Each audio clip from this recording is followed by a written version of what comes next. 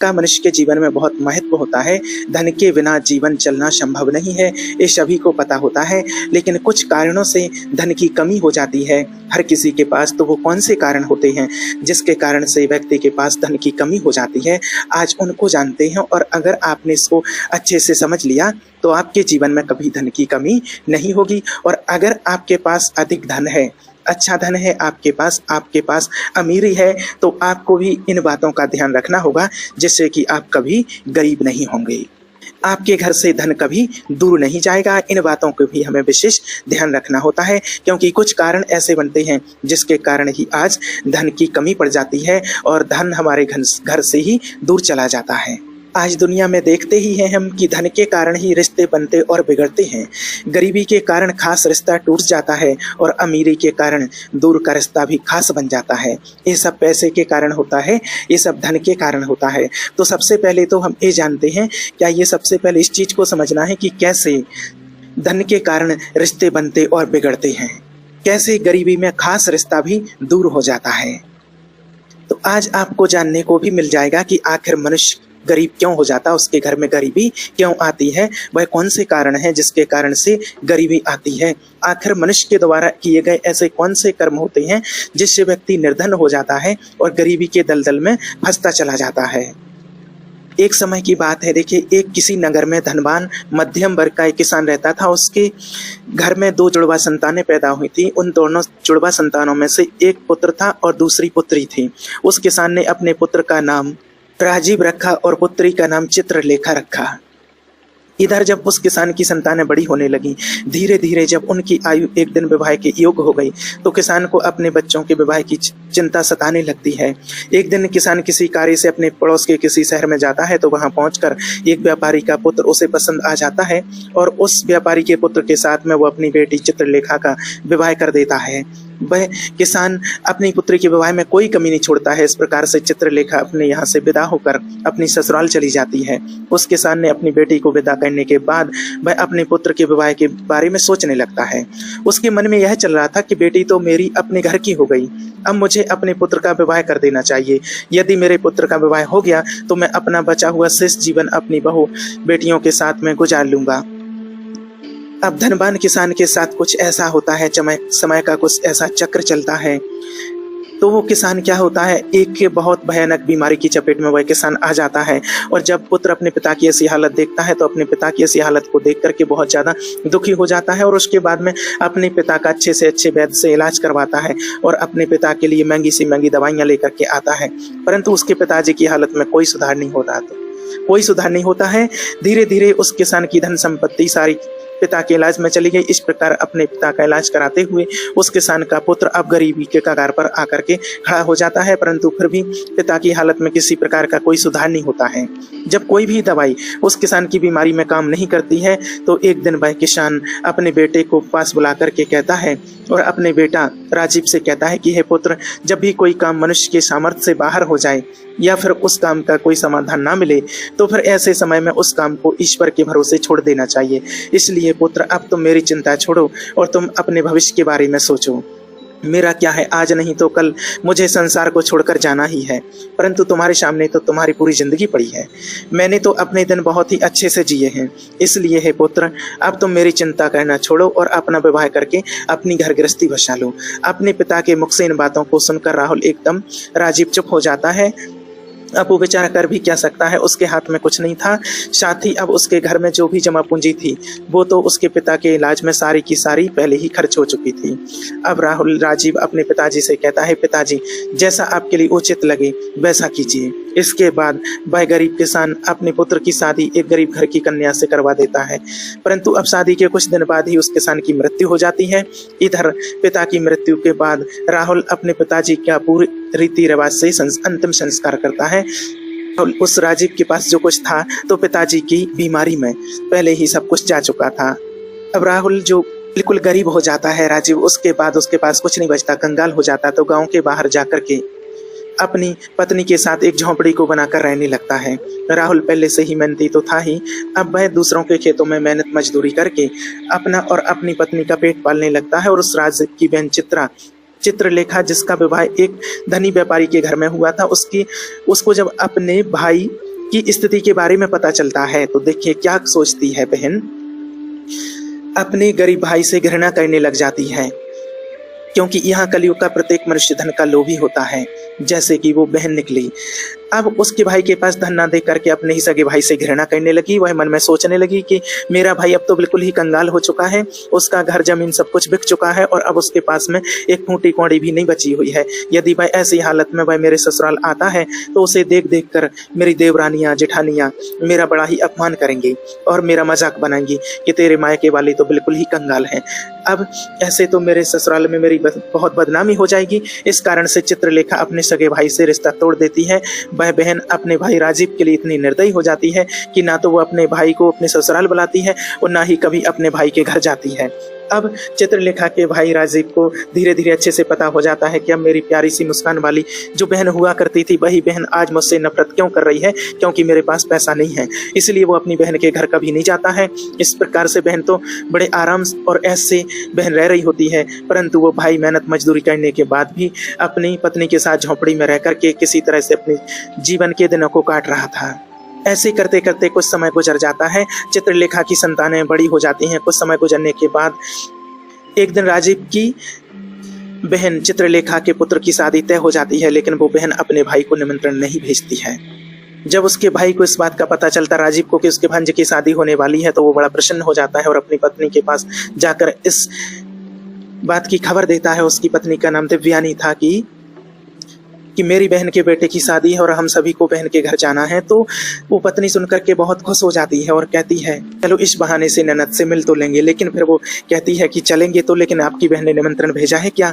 तो वो कहता है कि नहीं, बहन ने निमंत्रण तो नहीं भेजा है, लेकिन हो सकता है कि वो भूल गई हो या हम छोटे लोग हैं इसलिए शायद उसने ध्यान नहीं दिया हो। तो वो कहती है कि आप बुरा नहीं माना, मैं तो आपके साथ नहीं जा सकती हूँ, क्योंकि जिसने निमंत्रण नहीं दिया हो उसके घर जाना ठीक नहीं होता है। तो राहुल कहता है कि आप ऐसा नहीं कहो, मैं तो जरूर जाऊंगा, नहीं तो बहन की देरानी जेठानी बोलेंगी कि शायद कुछ पैसा खर्च हो जाएगा इसलिए तेरा भाई नहीं आया है, इसलिए मेरी बहन का अपमान होगा। उसकी भावना देखिए कितनी अच्छी है। अब वो राजीव अपने मित्र के यहाँ जाता है थोड़ा सा धन उधार लेकर के और अपनी बहन बहनोई भांजे के लिए नए वस्त्र खरीदता है और लेकर के बहन के यहाँ चल देता है। जब बहन के यहाँ पहुँचता है तो वो इंतजार करता है बाहर खड़ा रह करके कि मेरी बहन आएगी। जब बहन बाहर नहीं आती है, काफी देर हो जाती है, तो बहन की एक जेठानी आती है और वो देखती है कि चित्रलेखा का भाई बाहर खड़ा है और वो तुरंत जाकर के उससे कहती है कि तेरा भाई बाहर खड़ा हुआ है और तेरे इंतजार कर रहा है।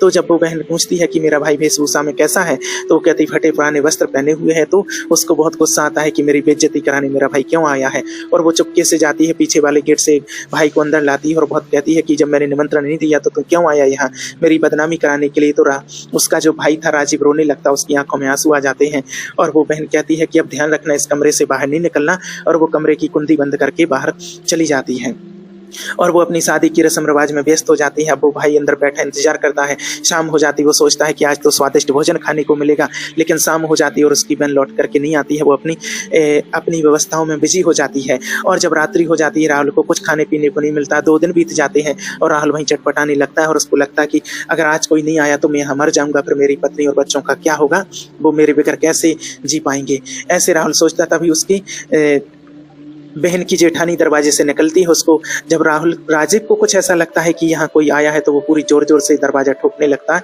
और वो जेठानी अंदर से जब देखती है कि राहुल इसके अंदर कोई है, दरवाजा खोलती है, इसके अंदर चित्रलेखा का भाई राजीव।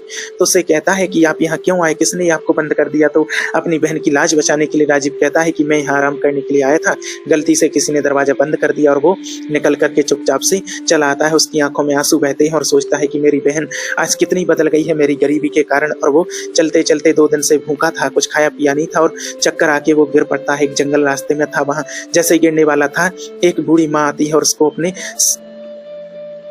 राजीव को संभाल लेती है और उसका सर अपनी गोदी में रख लेती है और उसको पंखे से हवा करती है। उसको होश आता है तो पाता है कि एक माँ की गोदी में मेरे सिर रखा हुआ है और वो कहता है माँ आप कौन हो, उसके चरण छूता है और उसको कहता है कि आपने मेरी जान बचा ली है। तो वो माँ कहती है आप कौन हो, कहाँ गए थे? तो उसने अपनी सारी बात सुनाई कि मैं अपनी बहन के यहाँ गया था। सारी बात को सुन करके उसकी वही दया आ गई और वो कहती है कि इस बगीचे में, यहाँ पर मेरा बगीचा है जिसमें बहुत सुंदर सुंदर फल हैं, आप कुछ फल खा लो और कुछ फल अपने घर के लिए ले जाना, नहीं तो तुम्हारी पत्नी और बच्चे पूछेंगे कि बहन के यहाँ से क्या लाए हो, इसलिए तुम्हारी बहन का मान सम्मान कम ना हो। राजीव उनके बगीचे में जाता है, कुछ फल तोड़ता है और कुछ फल लेकर के और उन माँ से आज्ञा लेकर के घर वापस जाता है। और जैसे ही घर पहुँचता है तो फिर राहुल की पत्नी और उसके बच्चे राजीव के आ जाते हैं और कहते हैं कि अपनी बहन के यहाँ से क्या लाए हो? तो वो फलों से भरा हुआ थैला वहाँ पर रख देता है। यहीं से सीख मिलती है उन 8 बातों की जो मनुष्य को गरीब बनाती हैं। तो जब वो थैला रख देता है और उनकी पत्नी थैले को खोलती है तो थैले में क्या देखती है कि हीरे और मोती भरे पड़े हैं। अनार उस थैले में थे, अनार को जब फोड़ा तो उसके अंदर हीरे निकले। तो उसकी बहन भागी भागी और उनके पास जाती है, राजीव के पास। वो कहती है कि आपकी बहन ने क्या भेजा है? तो वो समझता है शायद इनको फल पसंद नहीं आए हैं और वो हाथ पकड़ करके घर के अंदर लाती हो। जब थैले को उल्टा कर देती है तो हीरे मोती सोना चांदी जब थैले में से निकलते हैं और कहते हैं कि आपकी बहन ने तो हमारे दिन ही बदल दिए हैं। तो राजीव समझ जाता है कि ये दिन उसने नहीं बदले हैं, वो माँ जो मिली थी वो कोई देवी का अवतार थी, तपस्विनी थी, जिसने मेरी गरीबी को दूर किया है। और अब राजीव एक धनवान व्यक्ति बन जाता है, अपना एक महल बनाता है बहुत अच्छा सा। और जैसा उसके पिताजी के समय में था वैसा ही राहुल एक राजा की तरह बन जाता है। उसके यहाँ नौकर सब कुछ हो जाते हैं, बहुत अच्छा महल बन जाता है। फिर इसी कड़ी के चलते सावन का मास आ जाता है तो राजीव की पत्नी कहती है कि आप अपनी बहन को बुलाइए तो मैं उससे मिल लूंगी, क्योंकि सावन आया है, मैं तो उससे कभी मिली नहीं। फिर राजीव जाता है। इस बार वो जाता है तो रथ में सवार होकर के नौकर सैनिकों के साथ उसके दरवाजे पर पहुंचता है। तो जैसे ही बहन के दरवाजे पर खड़ा हो जाता है तो पहले की तरह बहन की जेठानी आती है और देखती है तो वो चित्रलेखा से कहती है कि आपका भाई आया है। तो वो कहती है कि देखने में कैसा लगता है? वो फिर से समझती है कि अपमान करने आ गया है। तो बहन की जेठानी कहती है इस बार तेरा भाई वैसे नहीं आया है, इस बार राजा की तरह आया है, उसके साथ नौकर हैं, उसके साथ मंत्री सब कुछ हैं और रथ में सवार होकर के आया। ये देख सुन करके वो चित्रलेखा को विश्वास नहीं होता और वो दौड़ करके देखती है कि आखिर क्या है। वो जब पाती है कि उसका भाई तो एक राजा की तरह ठाट बाट के साथ आया है तो आरती की थाली लेकर के आती है और अपने भाई की आरती उतारती है और भाई का सम्मान करती है और रथ में सवार होकर के फिर अपने भाई के साथ अपने मायके पहुंचती है। तो वहां जब जाती है तो राजीव की पत्नी ने बहुत सम्मान किया उसका, क्योंकि उसको पता था कि सब कुछ इसी बहन की देन है। राजीव ने कभी नहीं बताया था ये राज ये किसकी देन है। और उनकी बहुत सेवा करती है और सेवा करने के साथ साथ जब वो वापस जाने लगती हैं तो फिर वो कहती है राजीव से कि आप बहन के लिए कोई अच्छा सा उपहार लेकर के आओ, भी घर में वापस जाने वाली हैं। तो वो एक मोची के पास जाता है राजीव और मोची से कहता है कि मुझे सोने की बोलने वाली जूती बनाओ जिसमें आवाज आती हो, जो जूती बोल सके। तो मोची कहता है इसकी तो बहुत कीमत होगी। राजीव कहता है कि मैं मुंह मांगी कीमत दूंगा, आप ऐसी जूती बनाओ जो बोल सके, आवाज करने वाली हो। और वो 8 बातें बताई हैं जो कि बहुत ही ज्ञानवर्धक हैं, जो हर किसी को अपने जीवन में अपनानी है। जो 8 बातें राजीव को उस बूढ़ी औरत ने चलते चलते बताई हुई थी, वो ज्ञान की 8 बातें हैं। सबसे पहली बात तो ये है कि सबसे पहले मानवता की कहीं भूल होती है, अज्ञानता निर्धनता का मूल है। दूसरी बात है कि समय भरोसे जो बैठा रहता है सदा गरीब बना रहता है। वह मनुष्य अपना काम बदलता नहीं तो उसका कभी नसीब आलस में ही बीतता है। तीसरी बात, जो मनुष्य सदा ही परिवर्तनहीन कर्म करता है वह भी सदैव निर्धन ही रहता है। चौथी बात, गरीबी से बड़ा है कोई अभिशाप नहीं है, इसलिए ज्ञान को हासिल करके और अपने अंदर के अज्ञान को दूर करो। पांचवी बात है, आप समय को दोष दो या नहीं दो, मजबूत कर्म साधना में जुटो और अपनी गरीबी को दूर कर सकते हो। नसीब सदैव भाग्य भरोसे नहीं बैठता है, वह मानव के द्वारा किए गए परिश्रम के भरोसे बैठता है। 7वीं बात है, अज्ञानी पर ही एक गरीब आदमी गरीबी को बारंबार विजय करने वाला अधिक विजेता होता है और ज्ञान सदैव अपने पास हो तो वह सदैव हथियार का काम करता है। वो राजीव कहता है कि हे मोची भाई, जब मेरी बहन 8वां कदम रखे तो बार बार जूतियां यही बोलें कि पैसों के बाजार में बदल गई तहजीब, धन दौलत से रिश्ते जुड़ रहे हुए गरीब। ऐसी 8 बातें बोलने वाली मुझे जूतियां बना दो। जब ऐसी 8 बातें वो जूतियां बोलेंगी और जब मेरी बहन सुनेगी तो उसे अपनी गलती का एहसास होगा कि उसने कैसे पैसे के घमंड में आकर के अपने भाई का ऐसा अपमान किया था। उसे अपने भाई का अपमान नहीं करना चाहिए था।